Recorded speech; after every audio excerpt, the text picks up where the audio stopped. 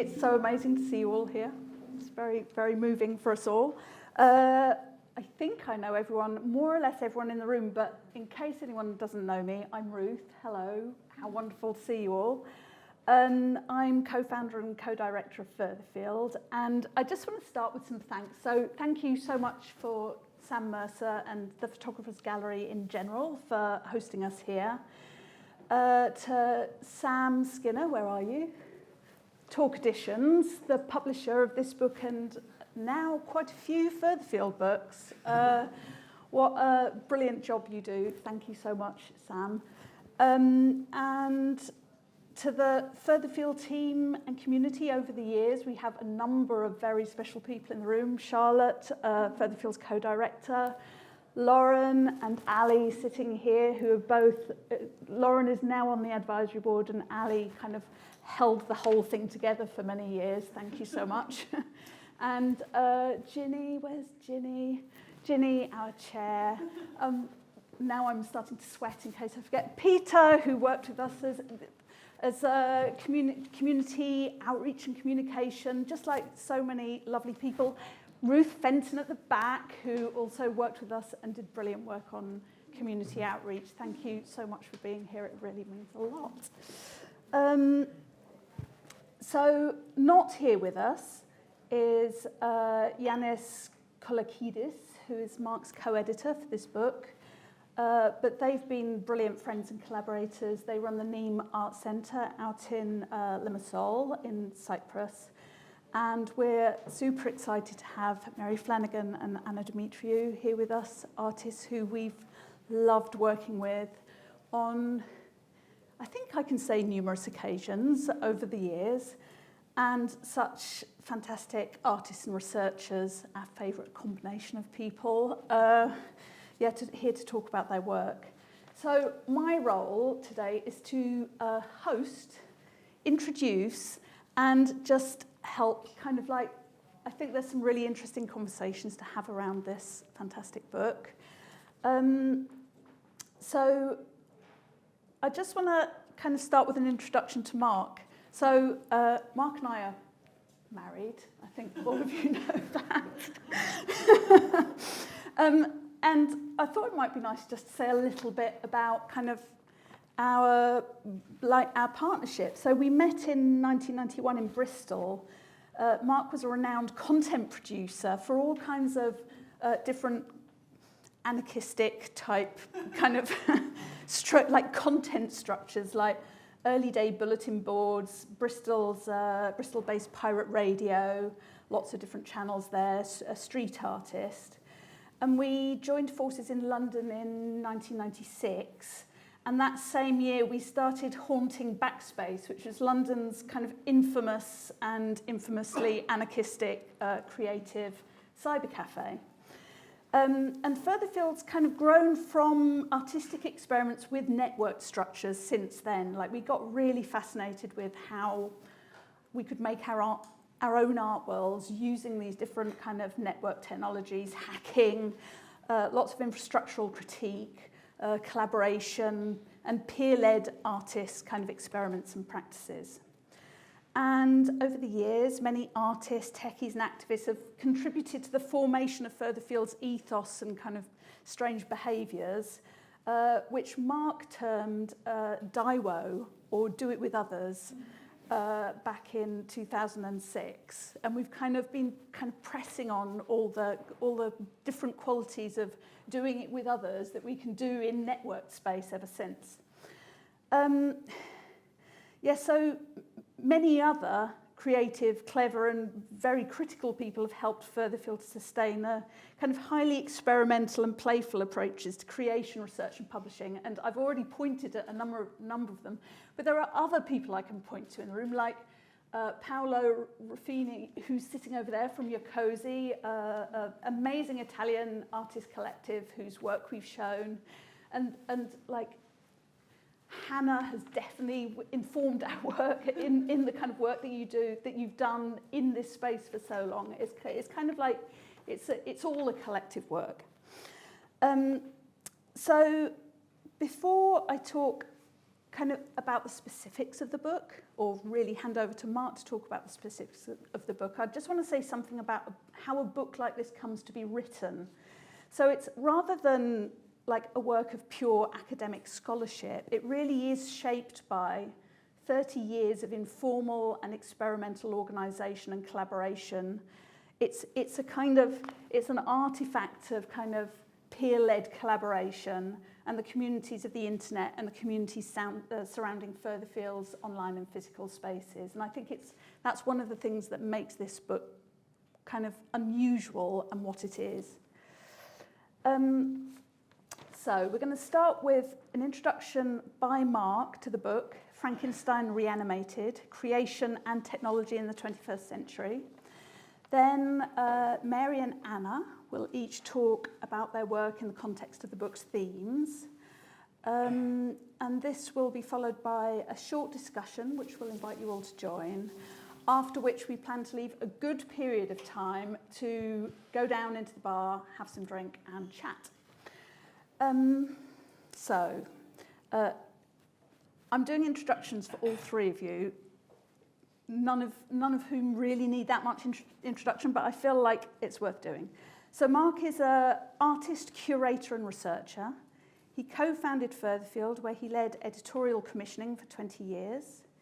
He's curated or co-curated over 50 contemporary media arts exhibitions and projects nationally and internationally. And he now works as consulting curator at Furtherfield, where he's currently working on archiving ahead of plans to publish a book about 25 years of work at Furtherfield. He explores post-digital contexts as part of an intersectional inquiry. He's written many critical and cultural essays, articles, interviews, and contributed to books about art, technology, and social change. He's co-editor of Artists Rethinking Games, State Machines, Reflections and Actions at the Edge of Digital Citizenship, Finance and Art, and Artists Rethinking the Blockchain. So this is Marc. Anna is an award-winning, internationally renowned British artist who works with bioart, sculpture, installation, and digital media to explore our relationship to microbiology, synthetic biology, and emerging technologies. She's exhibited widely on the international circuit at leading venues such as ZKM, Ars Electronica, Kunstlerhaus Wien, Beaux-Arts. The list goes on. I'm not going to give the full list. You can check her out online. She's very impressively shown in so many places around the world. Anna's plague dress, which you'll see going past on the slides, was featured in Ruben Vervol's essay on Contagion. It's an exhibition of artworks reflecting on pandemics and epidemic diseases. And I'm not going to say anything else because I think you're going to talk about the work, so that's fine. Mary Flanagan has a research-based practice that investigates and exploits the seams between technology, play, and human experience, exploring how data, computing practices, errors, glitches and games reflect human psychology and the limitations of knowledge. Mary has exhibited internationally at venues such as the Guggenheim, the Whitney, Tate Britain. Again, the list goes on, the list of countries goes on. And in the book, Mary is interviewed by Marc about two of her research-based artworks, Help Me Know the Truth and Grace, Feminist AI, both examples of contemporary art feminist engagement with the legacy of Frankenstein and its implications for contemporary subjects. So works, both Mary and Anna have had works in one or more of three exhibitions that were curated by Marc on the theme of Frankenstein at Laboral in Spain in 2006, at Furtherfield Gallery in 2017, and in 2019 at Nîmes Art Centre.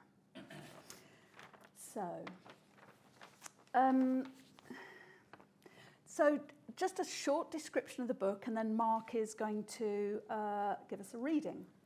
So Mary Shelley's Gothic horror and science fiction novel Frankenstein has inspired millions since it was published in 1818. And now we're witness to so many phantoms of our own creation. So chronic wealth and health inequalities, climate change, democratic collapse, and the spectre of nuclear apocalypse. all produce, all products of this kind of advanced technological moment. It imagines, so the book imagines what Mary Shelley would think about the world today and how art practices shape and are shaped by contemporary society. The book features leading artists, thinkers and technologists working with surveillance, biohacking, viruses, colonialism, digital culture and more with leading thinkers, artists and technologists. So, Marc, before you do the reading, can we just have, it would just be really good, you've done 3 exhibitions and a book. Can you just kind of tell us a little bit about your fascination with Mary Shelley? I think, Mary Shelley was an outsider. I come from a council estate, and she was definitely interested in self-knowledge and finding out kind of research and information to kind of explore the kind of social context of the life that she lived at the time, and she had obviously a battle against the patriarch, which is definitely featured in the writing, and yeah, I grew up fighting the patriarch as well. So there's similar values, but in different times, and I feel a great kind of kinship, in a strange way, with her struggle and her very short journey, and thankfully mine is, I've survived my journey almost, and there's a kind of a kind of historical comradeship, and because and it's very much that, you know, her mum was obviously Mary Wollstonecraft, and this idea and her arguments with Thomas Paine, and obviously the French Revolution and science that was happening at the time, all stuff that in a way Furfield's thinking of in similar ways now, and of course Anne and Mary are thinking of similar things. So there's very strong connections, and the other way of thinking about it, because technology dominates our narrative so efficiently and psychologically now. I've been researching lots of feminist thinkers and artists before the internet, and Mary Shelley is one of them. And there's a really good book called Medieval Hacking. I've forgotten who the writer was, but she talked about how people hacked society before technology, and so, in a sense, I think there's a kind of hacking consciousness without technology. It's just that technology has kind of developed and kind of used that behaviour as part of its kind of cultural context. And so there's so much connected to it, and that can be unpacked just from what I've said. Obviously, because it will take years and years and years to even unpack a lot of the book, because it's so rich. And that's one of the other things about the book that I really like, is that it's not a perfect book, but it's a perfect book for me, because it deconstructs non-academically and emotionally certain knowledges of what she's exploring, which aren't that kind of answered at that time as well. And so, yeah, there's so many similarities.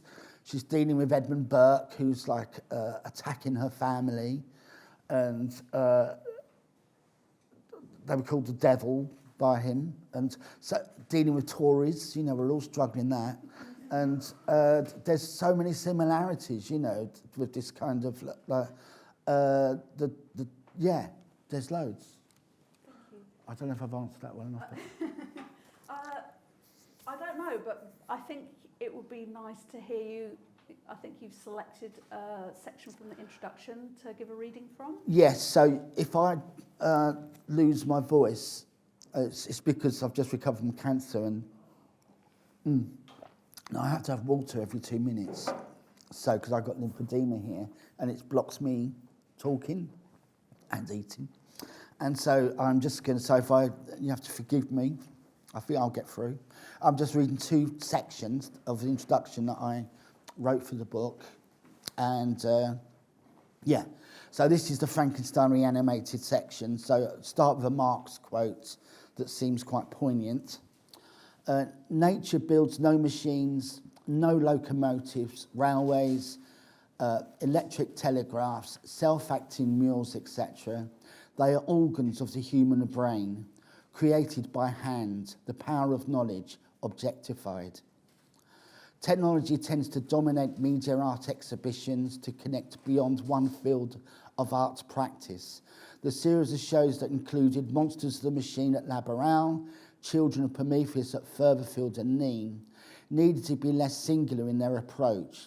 The technology had to be part of an assemblage, part of a larger cultural context and continuum, less reliant on itself, and demonstrates dedication towards an intuitive and generous complexity.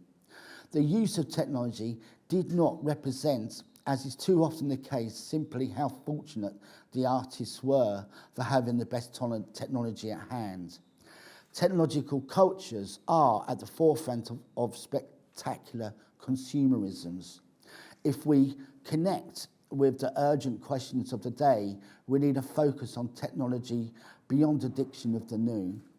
Mark Fisher wrote that capitalism is what is left when beliefs have collapsed at the level of ritual or symbolic elaboration, and all that is left is the consumer spectator, trudging through the ruins and the relics. Likewise, Jodie Dean has pointed out that technologies are invested with hopes and dreams, with aspirations to something better, but she also argues that technology fetishism reduces complexities of politics, of organisation, struggle duration, decisiveness, representation, and thus leads to a reliance for technological solutionism, which may not be an appropriate response to the conditions in question. Numerous technovisions are proclaiming how technology will positively change our lives and futures for the better. In You Are Not a Gadget, a manifesto, Jaron Lanier describes Ray Kurzweil's excitement for the concept of the singularity, which Lanier regards as apocalyptic, saying that the coming singularity is a popular belief in the society of technologies. And singularity books are common in a computer science department as rapture images are in an evangelical bookstore. As capitalism continues to grind on alongside and to steer the development of much technology, accelerating and co-evolving at an exponential rate, Kurzweil argues that progress would eventually become virtually instantaneous as singularity. Kurzweil's ideas for the singularity, imagining a point in the future when technological evolution becomes ungovernable and leads to a new artificial superintelligence, have fitted hypercapital frameworks all too well. In 2008, Kurzweil and Peter Diamandis co-founded Singularity University, a company that offers executive education programs. Kurzweil's and Diamandis' proposition is that the future will naturally solve humanity's problems via technological solutions rather than solutions inspired by nature or egalitarian human society. In To Save Everything, Click Here, Evgeny Morozov writes that Diamandis proposes as a world of abundance that will essentially require no sacrifice from anyone, and since no one's interests will be hurt, politics itself will be unnecessary. The exhibitions Monsters of the Machine, Children of Prometheus critique the ideas of Kurzweil and Diamandis through the deployment of Mary Shelley's Dr. Frankenstein as a cautionary spectre, to simultaneously challenge and draw attention to the overconfident patriarchal domination of corporations and technological industries that exist today. The project critiques our relationship with technology by using grounded interpretations of Shelley's Frankenstein and related themes, inviting the visitor, as we now invite the reader also, to reconsider her warning that scientific imagining and resultant technologies have unintended and dramatic consequences. Finally, the exhibitions invite visitors to ask the same about the arts and the human imagination and consider how technology operates today as a monster in and haunts our imaginary and artistic mechanics. Right, so there's another bit here. There we go. So the material presented in this book unearths an ever-changing world, running away from the assumed roles of conduct and official rules that our civilization expects. Our belief systems, structures, infrastructures, and political economy are being tested to the limits. We are now living in a sci-fi world where anything can happen. We all stand at a precipice. What choice do we have but to jump into this sea of dysfunctional dystopias and directly observe ourselves as complicit in its making? We are the monsters of this unstoppable machine, and it's up to us how we change the future. Okay. Thanks, Mark.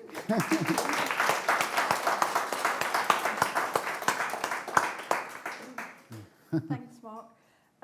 So we shared a provocation with Anna and Mary, and we're going to ask them each to respond in turn, starting with Anna. So, as Mark just reminded us, Shelley warns us that scientific imagining and the resultant technologies have had and continue to have unintended and dramatic consequences. So, with reference to your work in the Frankenstein exhibitions and in the book, could you talk about the monsters at play in your own work and imaginations as you work with the technologies that you've been kind of experimenting with? Thank you for the tricky provocation. I was thinking about scientific imaginings. I've been going through this and like, how did that affect me? And I was thinking, actually, going back to like 1971, I wasn't born. I was born, but I wasn't very big. But a film came out in 1971, The Andromeda Strain, and I think I was allowed to watch that when I was about 5 years old, accidentally by my parents. I highly recommend it if you haven't seen it, but maybe don't show it to a 5-year-old. Maybe do. But it's a film about an alien virus or something that comes down and it starts killing everyone, and there's this vial of stuff that if you get exposed to it, you die. And this kind of like started to play on my mind. And then at about the age of 9 at school, they decided that I mean, I don't know, you probably all, some of you went to school in the UK and stuff, maybe around the same age. I don't know if it was just our school. They decided that we would spend 3 weeks studying the Great Plague of London, and that the class book at that time, unfortunately, it wasn't Frankenstein, but it was Dracula. Nah. So that was what they read to us as we studied the plague. And so all this is rattling around in my mind, and this is how I end up many years later making lots of art about infectious diseases and the plague. And so the work that's featured in the book is my plague dress, which is a 1665 dress design with an actual period embroidery on it from the Great Plague time. And it's dyed in walnut, which Culpeper said was a cure for plague. I don't think it is, so don't necessarily try it unless you're really desperate. And it's impregnated across the embroidery with the extracted DNA of plague, which I extracted in a category, well, first, I worked with it in a Category 3 lab at Porton Down in the UK, which you might have heard of, which is it's the highest security lab in the UK. So I managed to gain access to that through my many years of working with infectious disease as an artist, trained in fine art. And it was next to the Ebola labs as well, so you could kind of walk past and look in. There wasn't anybody working there, but they do have them. So it's very interesting. And then I also worked at Colindale to extract the DNA from the plague. And so that's on the dress. So it's not infectious. It's just the code behind it. It's the code that we study now. But it's been whole genome sequence, and they know all these different things about it. And what they do know, the latest plague that's happening, and there's been an epidemic in Madagascar, is that it actually has antibiotic resistance genes. So they treat plague with antibiotics, and you might have heard about this thing called antibiotic resistance. If you haven't, it was described by the previous chief medical officer, Dame Sally Davis, as great a threat to humanity as climate change. So to put it in perspective, it's hugely important. Bacteria are evolving the ability to resist the drugs we treat them with. And so, yes, it might mean things like certain operations and things like that are difficult to perform, but it also might mean that we could die of a cut or something like that. This could still happen like it used to in the past. Antibiotics have saved a huge number of people. So I guess the biggest monster that I study is antibiotic resistance, and that's the thing that I want you to think about. And the interesting thing was the show that was featured, the article that's in the book, was called Contagious. It was at the Rijksmuseum Boerhaave in Leiden, which houses Van Leeuwenhoek's microscopes, where he first, because he was from Leiden, where he first looked under these ridiculous little tiny things with a tiny bit of glass, and he first saw bacteria, which he called animalcules at the time. But they organised this show. They've been organising it for years, and the idea of the show was the potential forthcoming disease X. And of course, the show was supposed to start in March 2020. And it didn't, obviously, so it was postponed.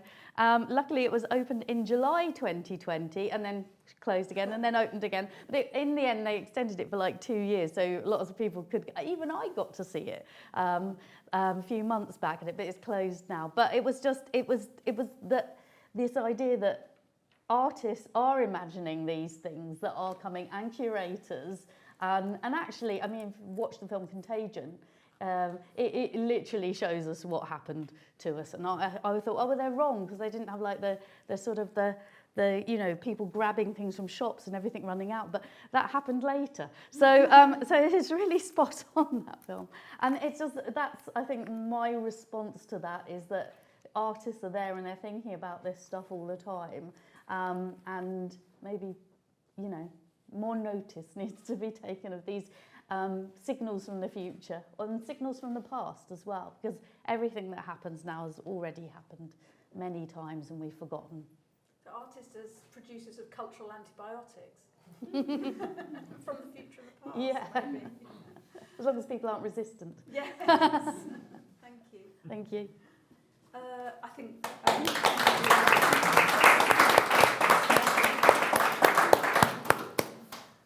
It is my turn. All right. Thank you all for coming, and thanks for the kind of reunion tour here happening. It's really great to see the work again, and especially after what's, you know, years of stuff. So when I was thinking about what are the monsters at play in your work, you know, and aside from the fact that I read a lot of folk tales and things like that and think about monsters pretty much all the time. But when I was thinking about the two works that were included in this set of shows, they're very different works, but with similar concerns, and that's what's interesting. They look very different. Help Me Know the Truth is using computational neuroscience algorithms to change selfies and have people label the selfies as something that are slightly changed images in between, and it kind of brings about our cultural biases and stereotypes by changing face structures and kind of getting us to question those things. And the work that's shown here is some output from an AI I started working on in 2019 called Grace AI, where I thought, well, there's so much bias in artificial intelligence. What are we going to do about this? What if we just own the bias? And so I said, I'm going to make a feminist AI. So then what is that? How do you think about that? What are the questions involved? So I quickly realized that I didn't know how I would train the AI because there's really no kind of feminist training data available. So I started collecting images of women's work from institutions and the internet. I built all these internet scrapers, but every time an internet scraper would go out, it'd be like, a women artist? Well, just Google women artist and you will find paintings of women by men. So I got these collections, but even understanding that, like, the National Museum of Women in the Arts in the United States has 3,400 images digitized. You know, that's not the kind of database that's training these AI systems running billions of lines of code, really. So how do you even find how to represent these systems? So I would start going country by country, name by name, any woman artist, woman identifying artist, from that time period and just kind of amassing my own data set that I couldn't actually share because I don't own the images, but I can train the AI. So there's no copyright violation in training systems, but there's copyright violation in sharing images. So now my data set cannot be shared. So it's a fascinating area about data, bias, and who's being represented and why. And so I want to go back to my notes here and just kind of talk about what are these monsters here, like the narrative of invention and its colonial consequences haunts these works as it haunted Shelley. After all, she was living in a highly colonial time where technological solutions seem to be highly linked to colonial thinking, and it's still the case, I think, that even when you try to do a counter-colonial, anti-racist, feminist kind of data set, you have a lot of problems in finding information, creating that information, and then there's, of course, who has access to the knowledge enough to be able to do this kind of stuff. This is not when everyone wants to go play with DALL-E, are you really asking who's training DALL-E and why is DALL-E making those images, and can DALL-E even find the work of this artist or that artist to even learn from? So there's gaps. There are huge gaps, and they're a little terrifying. The lack of criticality, I think, is another monster in the room around notions of progress, especially when technological innovation is concerned. And building off what Marc said, we did not plan this, but hyping technologies bakes in an evangelical sense. And I used to work, before I was doing a lot of art, I still do consulting and I have a game company, but I was doing technological development in the first .com wave in the 1990s. And all the companies, Apple, whatever, had evangelists and and I was like, you really want to call yourself an evangelist? But everyone was fine with this idea of an evangelist who would be trusted to tell them what the technology would be good for. And I see this kind of evangelism. I mean, VR has every time there's a technological cool thing, it's just evangelized like a solution or an amazing thing without this sense of criticality. And so I think that that's really a monster, because without a kind of question like, oh, DALL-E is so cool. Who's made it? Why is it made that way? What's it trained on? How could it be trained differently? Could it be retrained? All of those kind of questions don't get answered. And then the final point I wanted to make is this lack of criticality stalls important discourse about the ethical implications of new technology, particularly urgent in AI and machine learning circles and in computer science education overall. So even though there are tools, and you can even use some AIs to learn about how to get other AIs to build your machine learning systems, I just have an anecdote. So a few years ago, I'm kind of a fan of this artist Dora Maar, and there was a show in the Pompidou and at the Tate of Dora Maar's work, and I'm familiar with her estate because I was a resident at did a residency at her house. And they had to wait years to do this show because they had a box of negatives of 3,400 negative, images that they had just never bothered to digitize. So they had the work, which is rare for underrepresented artists to even be anywhere in the collections or the archives. Then they took the time to digitize the images, and then you could then use those in these technological processes. How many artists are lucky enough to have all of those things fall into place, who are underrepresented around the world? How many things have been just thrown out, never digitized? Maybe one thing is collected in the collection, not an entire body of all of Picasso's sketchbooks that have ever been made. So this lack of data is just really shaping our technologies in a way that is reproducing the power structures that we have, and I think that that is a very dangerous thing, and it's a monster. So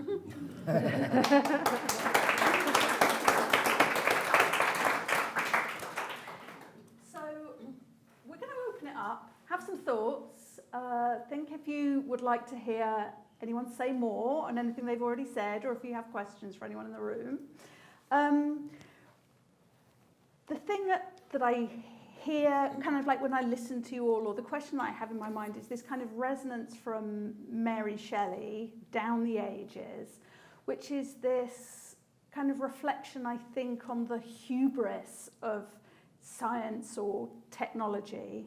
And I'm just wondering, like, it certainly was something you were talking about, And I'm wondering how you all feel about the kind of relationship between the hubris of science and technology in relation to art as well, or art and culture. Like, how are these operating differently? What do we need to think about? Do you want to go first, Dan? Well, I could do. I'm forced. Well, I would. I think my experience of working with scientists who work with like infectious diseases, and even I've been working recently with scientists working with epigenetics and stem cells, is they rather lack the hubris, if anything. It's like, and you know, even in terms of things like people making these kind of groundbreaking vaccines and things like that, they're actually very quiet about it. So you don't tend to have that so much. I think there's a difference between, because I tend to work with people in kind of institutes and those kind of settings rather than commercial settings. And so there's a different kind of tension there. So I think it's in the more commercial things where they have to make these grand claims. So you'll get things like people talking about, there's been a few of these startups, some that claim they can, 3D print organs, sort of like that sort of stuff, or which you would never have the scientists that I work claim that was anywhere close. They can't even, we're even exploring whether we can reprogram stem cells more than once and things like that. It's like very, it's much earlier and more basic than that. And then there was this startup that was all about how you could learn from your microbiome. You had to send them a swab. You can't tell the kind of stuff that they were talking about. It was absolutely mad, and it teaches people the wrong thing, because people think that science is kind of done and complete and we're there. And if you go to the doctors and they can't treat your infection straight away, then you're like, they're idiots, they've done it wrong, I'm going to complain. It's rather than knowing, actually it's really complicated, they haven't even used the latest technologies on this, and where are we going to go from there? So it's like there's an idea the public think that science is kind of more complete than it is, and that people know more than they do. So maybe Frankenstein is more like the tech startup than the scientist of the kind of contemporary age. Maybe. Maybe. I don't want to say anything terrible about tech startups. Yeah, but I would, like, behind my question is this idea, because we do have the idea in Mary Shelley of the kind of the scientist who will just kind of push for their own advantage constantly, like to be the first to make the breakthrough. They're driven by a kind of creative fascination or drive, regardless of the consequences. And I just wonder if we see, like, I don't know what we think Mary Shelley thinks the role of the artist is, or how that sits alongside. But what we think now, like, do we think artists are now engaged in the same kind of thing? And how do the techies and the artists sit alongside each other? I think in the early 90s, it's quite interesting because artists were exploring, not like the scientists, but they were inventing a new medium through technology, through networks, and it seems much more, like a guitar was accessible to a punk musician, so you can express your own lyrics on your own term rather than have a big record company decide what you sing on your behalf, kind of thing. And I think the early 90s was quite good for artists at that time, because it was a bit like that. You can create your own website on HTML, and you can do other stuff as well, and you didn't really need a whole institution to kind of pay for all the equipment. And obviously free and open source technology has been quite useful as well, where students now can use that to help them on a lot of the kind of data and materials. But I think there's been a change, and that's like since 2004, I think, when multi-platforms began with Facebook, etc., and all this kind of thing, where people's data has been exploited by certain kind of clandestine companies, and there's a big shift, and it's the activity of the monster, because a lot of people in companies would not see themselves as monsters, obviously. So it's kind of like this spirit, I think, which that everyone can be that monster every now and again. You know, someone's dad, you know, could be very violent towards you, or someone bombing people, and I think there's a kind of spirit, and it's not necessarily linked to technology itself, but because technology is such a powerful feature in our everyday lives and has a lot of leeway on being supported by governments and big funding to take some kind of top-down control on lots of things, that's the danger, and that's kind of where I'm coming from regarding that. Can I just jump in with these quotes, because I had to find them because I couldn't remember them. This is a quote from Frankenstein. The anti-hero, the doctor, says, "A new species would bless me as its creator and source. Many happy and excellent natures would owe their being to me." Now, if that's not a colonial, like, creepy statement, I don't know. And then, none of those who have experienced them can conceive of the enticements of science. So, like, so there's this kind of like owning and like a kind of that is the hubris, right? That is this, and remember, it's the doctor who has the hubris, right? It's the monster is the victim, really. Yeah. So that we have to just kind of remember that, and that's Silicon Valley. That's and you know, when you're talking about data collection, it's like not some like one little company. Like every possible moment you're on the internet or talking on the phone. You know, like we are just fodder for this system that has created conveniences we can't live without. Thank you. So I'd now like to open it up. I don't know how many people have read the book, but who, like, listen to these amazing people speak. What questions do we have for them? Yes, Abel. I found the last question very fascinating, actually. Sort of in terms of the... Because we're filming, it would be... I found the question regarding whatever it is, the role, is it a bridge between science and art, considering the hubris, considering the lingo with which the discourse of science, and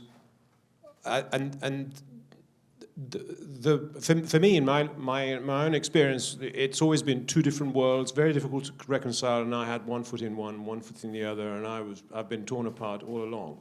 So, talking from experience, and I'm just hearing what are the things that you've been talking about since the 90s, etc., I think the possibility has existed for us to actually interfere in and disrupt the discourse of science and technology. The work that, you know, Mary's doing, and the work the artwork you're doing, in terms of let's take a data set, let's cajole the algorithm to do something that is, be it monstrous or whatever else, but it actually exposes the question of scientific hubris or whatever it is, our own ethical dilemmas, poses them in a very in a way that is more in your face. And I think that bridge has been possible with, I think, through the HTML to begin with, and now, you know, the rest of hacking culture that can extend from that. So I think we're probably we're much closer to being able to address that gap than we have probably ever been. I mean, Mary Shelley's text respects the other discourse and just almost animistically shows what it does, rather than actually disrupt the discourse. So, except maybe through a kind of moral critique. Yeah, this is moral. Yeah, it is entirely a moral issue. Yeah, because Mary Shelley was very fascinated by science and was in awe of it at the same time, as well as being scared of it, of the possibilities. But I think so what you raise, I think, is this kind of interesting possibility that I think definitely fascinated artists in the kind of mid to late 90s with the web, the people that we were working with, was this idea that you could work with tech to actually intervene. So you weren't just telling stories, you were using tech to stir things up. and to kind of like possibly change people's social interactions with things. But I wonder if how you feel like things have changed over the last kind of maybe 15 years of network tech especially, or of biotech. Like, do you see a kind of do you see a change in people's engagement with moral or ethical issues in tech and science in the time that you've been working with it? It'd be good to hear both of you talk about this. Like, what's changed? I mean, in biology, it's genomics since the 2000s or something. You've got, like, when I was first working in a lab, if we wanted to identify a bacteria, we had to do this, like, and I work in a lab as an artist who's like infiltrated. I have to say, I'm not a scientist, but I work hands-on all the time. But when I first started doing it, I wanted to identify a bacteria I swabbed from my house or my clothes or something to make some art from that. You'd have to use this complicated biochemical test where you'd have to mix up the bacteria to a certain level of cloudiness. And then put it in these things, and then put different bits of oil in, and then wait 24 hours and type it into a computer system, the whether it was yellow or red or pink or whatever, and then it would say 63% chance Staphylococcus aureus. And that was all you got. But now you can see literally the level of data of who if one person caught something from someone else, you can see that they caught it because there are these like small changes in the genome of the bacteria. So you can see to that level of detail. And now you have things like nanopore technologies where you can like literally plug the thing into a laptop and it works on an ordinary laptop now more than it used to as well, like good ones, but still worked like that. So we are somewhere towards being able to do that in the field. I think like a friend of Alex's, they went over to my partner there, I work with a lot, they went over to Africa and actually sequenced Ebola in the field. So that's like completely different, like during the epidemic that they had there. So how does this change what you as an artist feel might be the scope of your work? Like your ability to either comment or help people to understand or feel differently. Like these changes, how does that? I always feel I have to learn it. So because I can't explain it in my work unless I really understand it. So I have to go there and learn it. So I learned the entire genomics pipeline of Oxford University and went and worked with somebody at every level so I could whole genome sequence like things, and then I made an artwork. It took me a few years to really get my head around it and do all the bioinformatics stuff as well. It was really challenging, but now I do synthetic biology as well, so I'm like editing like the DNA of bacteria and plants as well a bit and things. So there's that too, but I have to do it hands-on. So which is all probably quite monstrous what I'm doing to tie this in. But without me experiencing it, I don't feel like I make a genuine artwork that tells the story of it.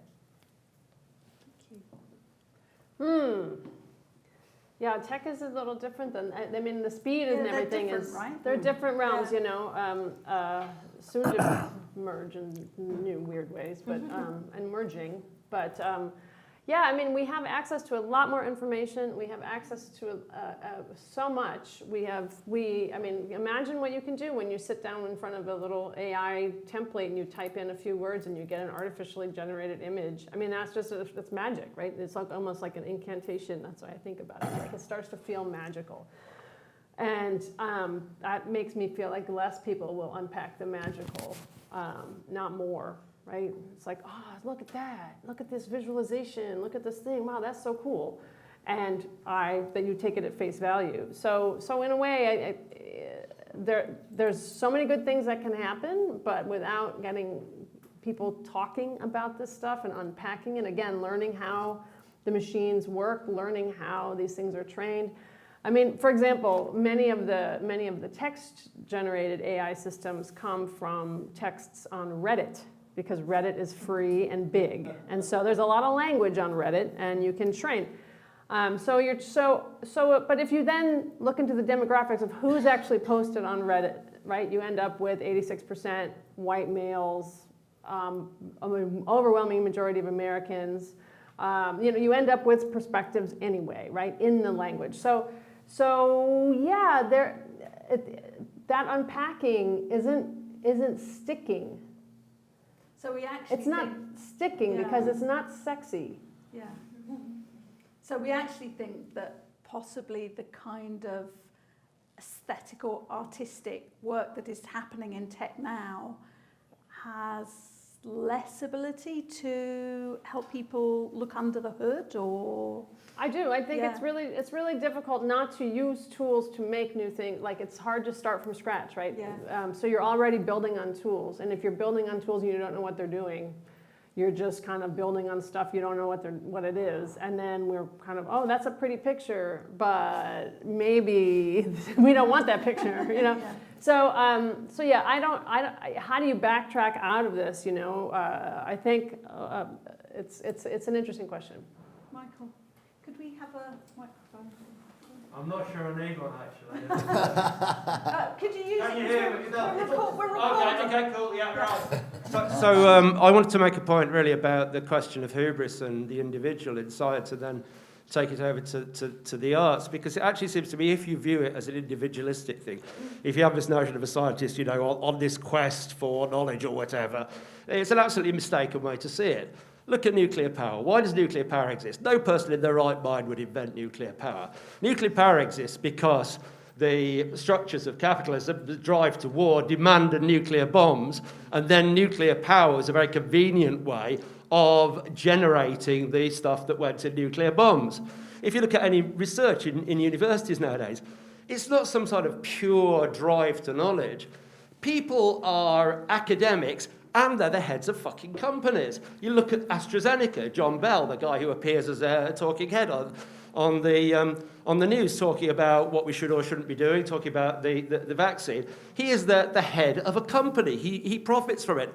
Higher ed is absolutely colonised by capital. So the idea that people are making individual decisions about these things is a complete misnomer. And I think that we have to remember that as artists, that actually in a similar way to the way that scientists actually operate within a system, and it's the system that actually makes those things happen. It's the system that is riddled with racism that actually is responsible for the fact that when you try and train AIs, that the only data you can get is full of fucking racism. It's not down to some kind of individual decision. Just the last point I want to make, and this brings it back to art. I remember coming into the world of kind of networked art, meeting Marc and Ruth in the early noughties, and it was an absolutely bloody glorious place to be. It was a fantastic place to be. There was this sense of liberation about it, and I've ranted on about it at great length to both Ruth and Marc and to a lot of other people. You really felt that you had some sort of control and some sort of agency.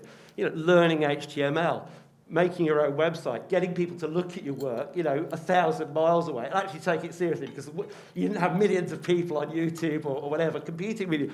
You had this real sense of things opening up, and it felt to be too good to be true. And the fact is, it was too good to be true, because exactly the same process happened in the arts as happened in science. So things like Flash, whether you liked it or not, or Director, whether you liked it or not, ways of making art, say interactive or generative art on the web. You know what the problem was?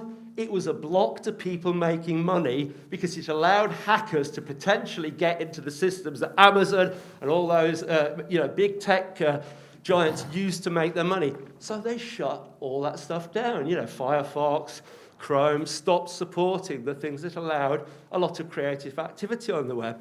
And actually, I'm a pessimist. I'm much more pessimistic, I think, than Ruth and Marc are. I remember this utterly fantastic period, and I look around me and now I see bloody NFTs, and I see, the metaverse, and I see that sense of agency almost completely absent. And I know Marc's gone back to making bloody drawings and paintings, and I have as well, because actually it feels a lot more controlled in that sphere than the things that we used to do. Sorry, long contribution, but I think it's a slightly different point to any points that have been made so far. Yes, thank you, Michael. Marc, did you want to say something? I was going to say, 'cause yes, I have gone back to not making art with technology anymore. And I just do paintings, and I do stuff in nature now, because I've always been a bit of a Luddite anyway, and I use Luddite as a positive term, as in to stop big companies demolishing people's jobs and lives. That's the way I view Ludditism, and which is what it really was. And so I think it's very positive to have a kind of 21st century Luddite approach to life. But I also think it's really important to know the technology that's dominating you at the same time.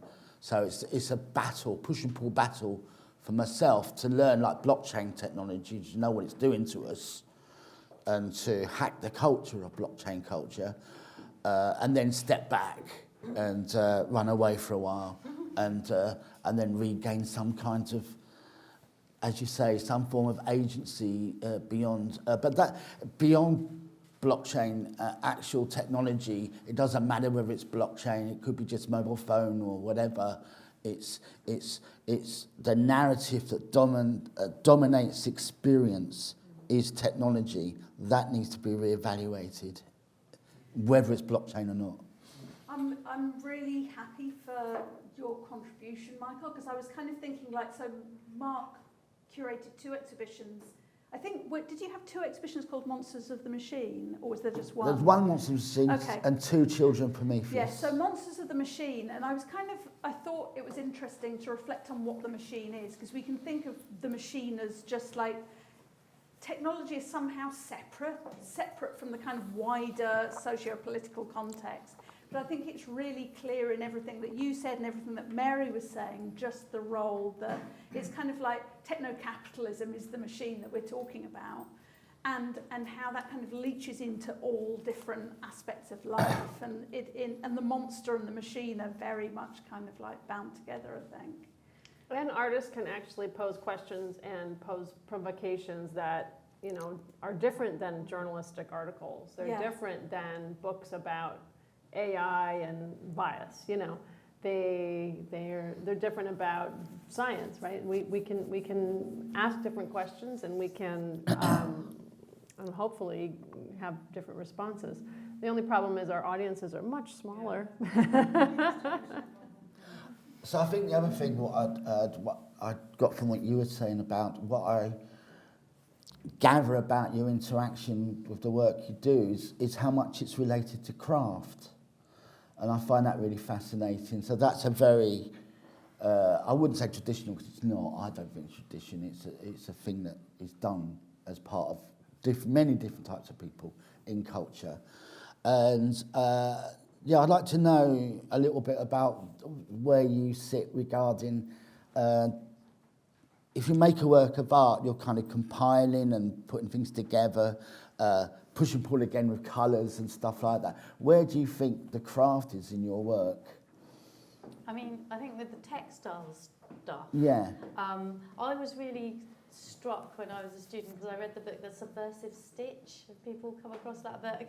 And there's a bit in it, and I'm probably, because I haven't read it for like 20 years at least, or 30 years, but there's a bit in it where they talk about like the when men were kind of working out the weight of the earth and being natural philosophers and things like that, the beginnings of science. And at the same time that the highest level of sort of feminine achievement was to do white work embroidery, which is these tiny, tiny white on white stitches. So the people would do this by candlelight, wearing a corset, so sort of like this. And they were, so after a little while, they were all like completely blind because they were ruining their eyes doing this. And so I kind of wanted to do science through that kind of lens, but then it was partly, and this is a bit more glib, but partly a reaction to my mother going, you're so good, you're good at all these art things, why don't you do any sewing? Why are you so bad at sewing? I was like, I'll show you.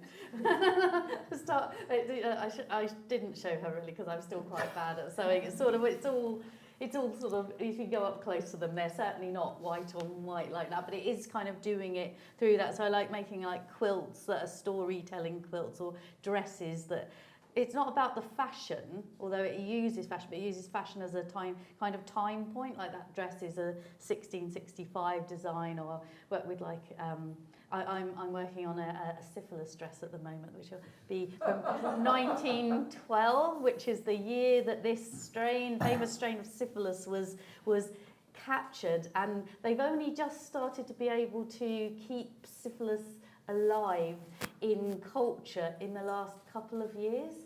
So you have to imagine, where was this strain from 1912? It was kept alive in hundreds and hundreds of male rabbits' testicles for the last 110 years until now. And now I want to make a dress that They're tells the this monsters of the story. machine. Exactly. They really are. As I said, there are monstrous Poor things bunnies. going on. Poor people with syphilis too. So it's great that they're finally studying it and being able to study it properly, because it's been impossible Well, to study people until there's eating new the research. bunnies. They're not going to eat them. Well, they might not know Not they've the got syphilitic. syphilis. No, they in the Not lab. outside. Oh, right, okay, yeah. They're not free They're range like free for syphilitic. adoption. No. Okay, so just to bring us back from the syphilitic bunnies, there's drinks down in the bar. I would like just to kind of like hear any last things that anyone in the room has to say, like questions, comments, things that have been kind of bubbling, that you've been kind of like thinking, like there's this, like, and we'll just leave them hanging in the room. We won't attempt to answer anything. We'll just kind of like syphilitic bunnies or like whatever it is.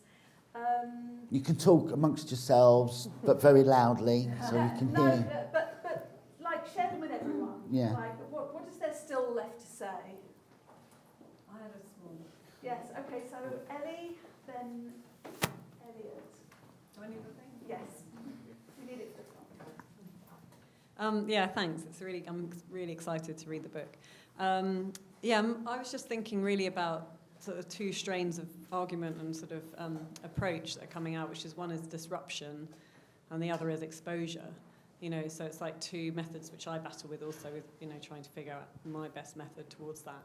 And then when it's exposure, which I think is a completely valid thing, and that's what makes us, you know, we need to get people to ask more questions and to be more inquiring about the technologies that they're using kind of invisibly.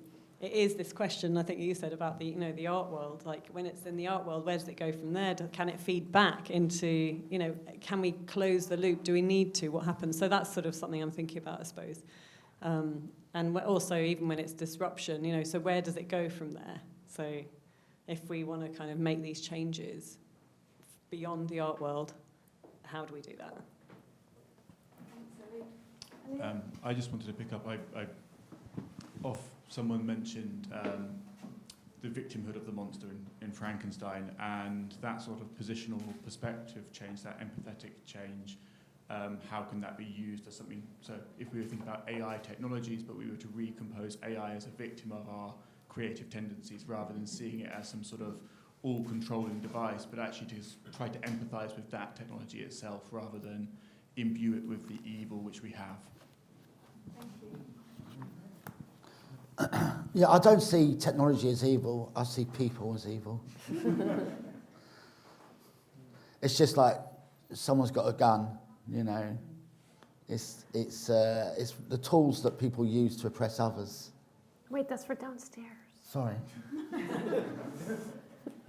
Anyone else?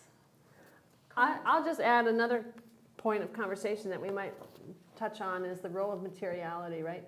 At what is it more useful to bring in a material sensibility to digital